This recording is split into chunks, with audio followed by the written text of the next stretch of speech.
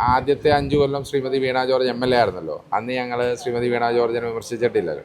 അന്ന് ഞങ്ങൾ ശ്രീമതി KK ശൈലജ ടീച്ചറെയാണ് വിമർശിച്ചത്. അതിന് കാരണം അവരായിരുന്നു അന്ന് ആരോഗ്യവകുപ്പിൻ്റെ ഉത്തരവാദിത്തമുള്ള ഒരു മന്ത്രി. പക്ഷെ ആ ഉത്തരവാദിത്തമുള്ള മന്ത്രി മാറുമ്പോൾ അത്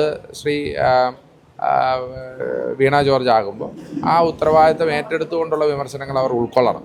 അപ്പോൾ ഞങ്ങൾ ആ വകുപ്പിനെയാണ് വിമർശിച്ചത്. ആ വകുപ്പിൻ്റെ കെടുകാര്യസ്ഥയാണ്, ജനവിരുദ്ധമായ നയങ്ങളെയാണ് വിമർശിച്ചത്. അത് തുടരുക തന്നെ. അതൊന്നും വ്യക്തിപരമായി എടുക്കേണ്ട ഒന്നല്ല. അതൊക്കെ ഒരു രാഷ്ട്രീയപരമായ വിമർശനങ്ങളാണ്, ജനാധിപത്യത്തിൻ്റെ ഭാഗം മാത്രമാണ്.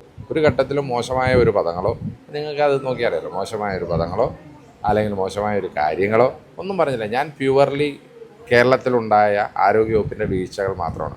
കോന്നി മെഡിക്കൽ കോളേജ്, അല്ലെങ്കിൽ ബിന്ദു എന്ന വീട്ടമ്മയുടെ മരണം, അല്ലെങ്കിൽ ഹാരിസ് ഡോക്ടർ പറഞ്ഞ കാര്യം, ഇല്ലെങ്കിൽ ഇങ്ങനെ കത്രിക കുടുങ്ങിയ സംഭവം, ഇങ്ങനെ വളരെ കേരളത്തിൻ്റെ മുന്നിലുള്ള നേർക്കാഴ്ച മാത്രമാണ് പറയുന്നത്.